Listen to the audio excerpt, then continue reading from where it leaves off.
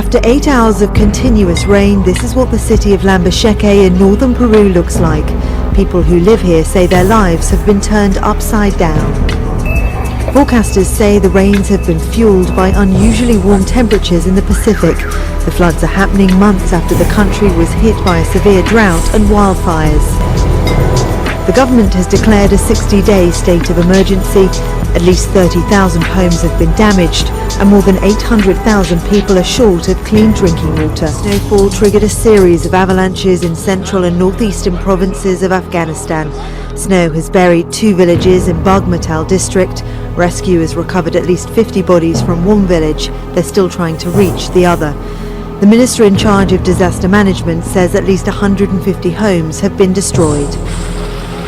Rescue teams have been sent to help people who are trapped, but efforts are slow because heavy snow is blocking roads.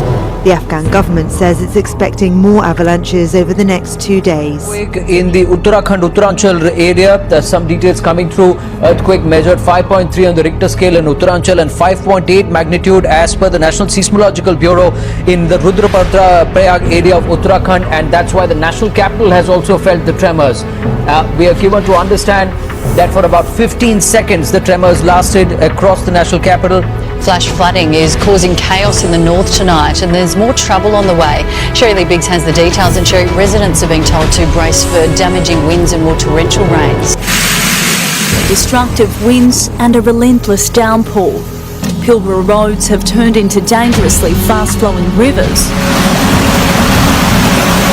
Suburban streets becoming floodways.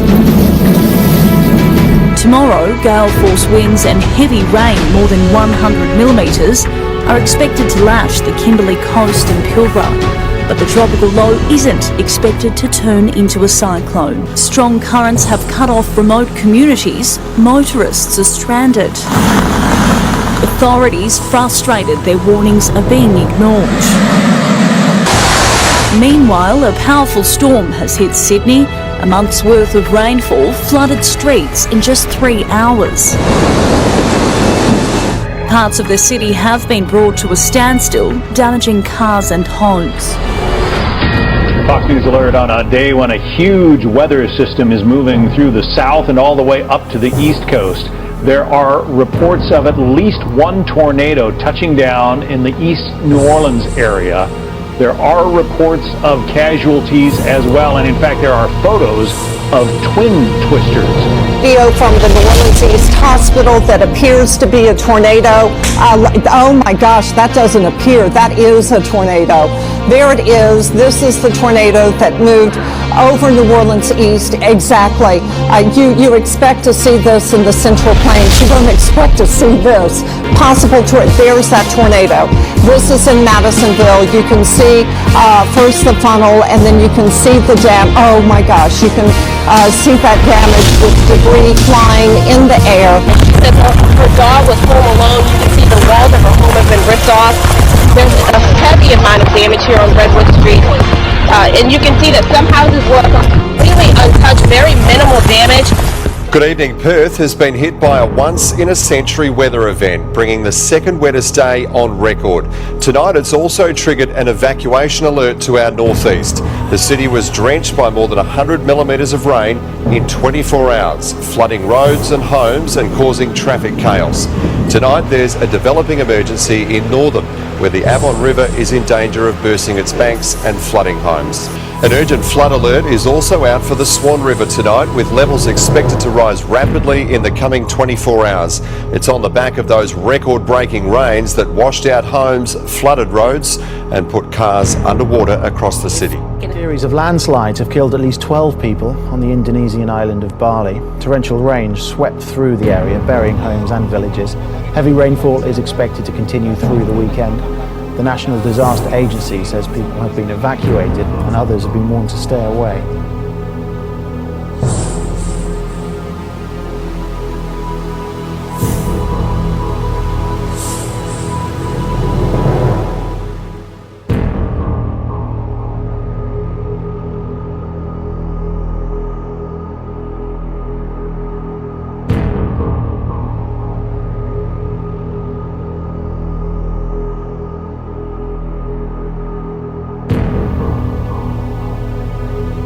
Reports are still coming in, but we know that at least 6 people have lost their lives and more than 100 people have been injured following an earthquake in the Philippines. Now, this was a 6.5 magnitude earthquake that happened shortly after 10 p.m. Issuing of an official catastrophic warning for New South Wales residents, the rural fire chief this afternoon saying, quote, "You will not outrun these fires. These are the worst possible conditions." This came after we hit record temperatures of 46.9 in Penrith and 46.8 in Richmond, but regionally, bushfires are the grave concern. 49 of them are currently burning across the state, 17 are out of control. The regions highlighted in red there are facing, as we said, catastrophic conditions within hours. The Rural Fire Service further warning people there, if you're caught out in the open, you're likely to die. At Orange, in 40-degree heat, firefighters battle a blaze in a wrecking yard, trying quickly to stop it spreading, as here and across New South Wales, thousands more are on standby, preparing for the unprecedented.